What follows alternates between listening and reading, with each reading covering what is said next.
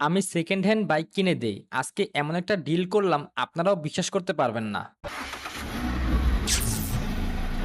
আসসালামু আলাইকুম। আজকে আমি যাচ্ছি আমার এক সাবস্ক্রাইবার ভাইয়ের জন্য একটা Yamaha R15 V3 Indo bike দেখতে। বাইকটা আসলে ভাই আগে থেকেই অনলাইনে পছন্দ করে রেখেছে। আজকে আমার কাজ একটাই, বাইকটা রিয়েল লাইফে চেক করে দেখা আসলে কন্ডিশনটা কেমন। অনলাইনে ছবি দেখে অনেক সময় বাইক ভালো লাগে, কিন্তু বাস্তবে গেলে অনেক কিছুই ভিন্ন হয়। Engine sound, body condition, accident history, এই জিনিসগুলো না দেখলে কখনোই বাইক নেওয়া উচিত না। তো ভাইরা, এটাই হচ্ছে সেই বাইক। দেখতেই বুঝতেছেন লুকস কিন্তু অ্যাগ্রেসিভ, কিন্তু শুধু লুকস দেখলে হবে না। আজকে আমি ভিতরের আসল কন্ডিশন চেক করব। প্রথমেই আমি চেক করব ইঞ্জিন সাউন্ড স্মুথ কিনা, কোনো চিং বা ভাইব্রেশন আছে কিনা, বাইকটা কখনো খোলা হয়েছে কিনা, চেসিস অথবা স্টিয়ারিং স্ট্রেট আছে কিনা, ব্রেকিং সাসপেনশন কেমন, আর সবচেয়ে ইম্পর্টেন্ট ডকুমেন্টস ঠিক আছে কিনা, ট্যাক্স টোকেন আপডেট আছে কিনা, এর বাজেট কত, এই বাজেটে আসলে এই টাইপের বাইক পাওয়া যায় কিনা, সবকিছু আমি ওপেনলি আপনাদের সামনে শেয়ার করব। কারণ আমার সবসময় একটা কথা, আমি যেই বাইক কিনে দেই সেটা যেন পরে সমস্যা না দেয়। বাংলাদেশে এই R15 V3 ইন্দু নতুন অবস্থায় প্রায় 4,70,000 থেকে 5,50,000 টাকার মধ্যে পড়ে, কিন্তু সেকেন্ড হ্যান্ড মার্কেটের দাম পুরোপুরি ডিপেন্ড করে কন্ডিশন প্লাস মডেল প্লাস কাগজের উপর। তো ভাই,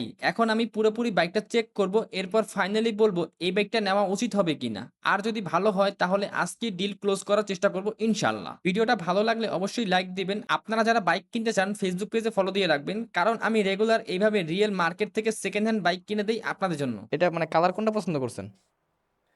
ব্ল্যাকটা? দাম দর কিছু বলছে? এমনি জাস্ট দেখছেন উপর দিয়া?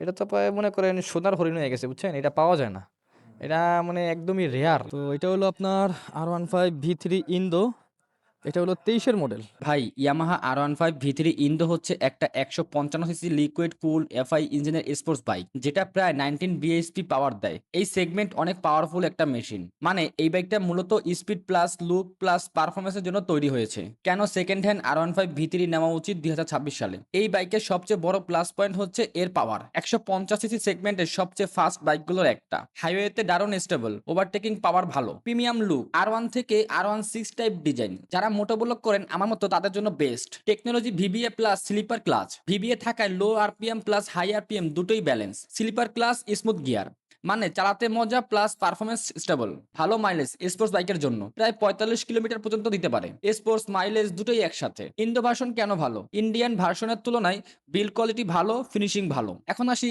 কেন নেওয়া উচিত না। খুব গুরুত্বপূর্ণ, কমফোর্ট একদম কম, seat hard, riding position aggressive, long রাইডে হাত অথবা কোমরে ব্যথা হতে পারে। পিছনের সিট খুবই অস্বস্তিকর, ফ্যামিলি অথবা দুজন নিয়ে চালানোর সময় কিছুটা অস্বস্তিকর বোধ হয়। শহরে চালানো কষ্টকর, ট্রাফিকে বারবার ব্রেক, লো স্পিডে হ্যান্ডেলিং কঠিন। ডেইলি কমিউটের জন্য বেস্ট না। যারা নতুন রাইডার, যারা বিগিনার তাদের জন্য না। অ্যাক্সিলারেশন হঠাৎ বেশি, নতুন রাইডারদের জন্য ডেঞ্জারাস হতে পারে। হেডলাইট দুর্বল, নাইট রাইডে সমস্যা হতে পারে। এখন সংক্ষেপে একটু বলি কার জন্য এই বাইকগুলো পারফেক্ট। যারা স্পিড লাভার, যারা স্পোর্টস লুক চায়, যারা সোলো রাইড করে, যারা হাইওয়েতে রাইড বেশি করে, কন্টেন্ট ক্রিয়েশন আমার মতো যারা আছেন, এক কথায় শো অফ প্লাস পারফরমেন্স, এই বাইক তাদের জন্য। কাদের জন্য এই বাইকটা পারফেক্ট না? যারা নতুন রাইডার, যারা কমফোর্ট চায়, যারা পরিবার নিয়ে চালাবে, যারা ডেইলি ট্রাফিকে ইউজ করবে, এক কথায় daily use plus family use, তাদের জন্য এই বাইকটা না। তো ভাই, R15 V3 ইন্দো হচ্ছে এমন একটা বাইক যেটা সবাই নিতে পারবে না, কিন্তু যাদের জন্য পারফেক্ট তাদের জন্য এটা একটা ড্রিম মেশিন। সেটা হলো আপনার R15 ইন্দোনেশিয়ান V3, মানে এটা হলো এখন বর্তমানে স্বর্ণ ভাই, স্বর্ণ আছে না, এটা হলো সেই গাড়ি। কারণ এই গাড়িটা বর্তমানে আমরা কাস্টমাররা ভাই যারা আছি গাড়িটা কিনতে চাই ভাই, বিশ্বাস করেন এত পরিমাণে কাস্টমার এই গাড়িটার, মানে এই গাড়িটা বর্তমানে কোথাও পাওয়া যেতেছে না ভাই, হারিকেন দিয়ে খুঁজলে পাওয়া যেতেছে না, বুঝতে পারছেন এই হলো অবস্থা। এটা আমরা না শুধু ভাই, আমরা তো কাস্টমার, আর যারা মনে করেন এটা সেল করে, যেমন এই দোকানে আসলাম সেল করতেছে, এনারাই পাইতেছে না ভাই গাড়িটা। এই গাড়িটার এত পরিমাণ চাহিদা, অনেক কষ্ট হয় এই গাড়িটা পাইতে বর্তমানে। ইনডোর্স ভাই মাথা নষ্ট ভাই, পারফরমেন্স ভাই, পারফরমেন্স ভাই, ওভারঅল সব কিছু ভাই। ভাই আমি ধরে বসেন। যাই হোক, এই গাড়িটা হলো আপনার 2023 সালের মডেল, আর ট্যাক্স টোকেন আপডেট করা আছে, হ্যাঁ ভাইব্রেট মেব্রেট ঠিক আছে সব কিছু। এই গাড়িটা আস্কিং প্রাইস চাইছে আমাদের কাছে 5,10,000 টাকা।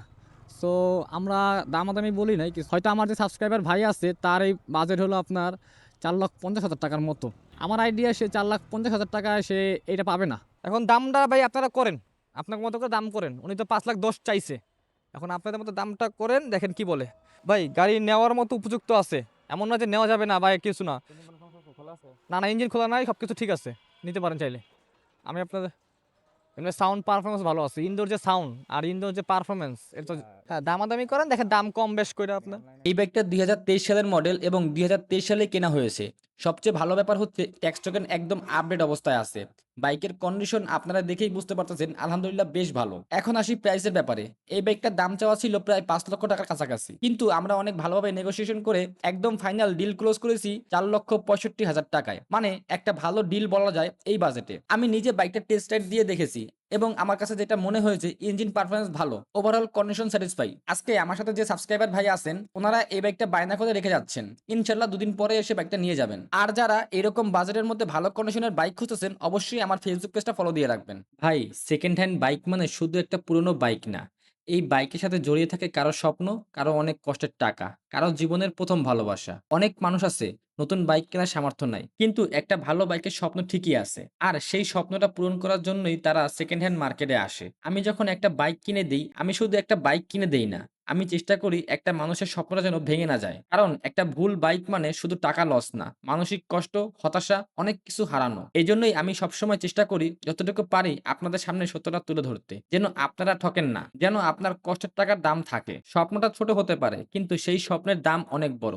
আর আমি চাই আপনার সেই স্বপ্নটা ঠিক জায়গায় পূরণ হোক। তো ভাই, আজকের মতো এখানেই বিদায় নিচ্ছি, দেখা হবে আবার নতুন কোনো ভিডিওতে। ততক্ষণ পর্যন্ত সবাই ভালো থাকবেন, সুস্থ থাকবেন, আমার জন্য দোয়া করবেন। আল্লাহ হাফেজ, আসসালামু আলাইকুম।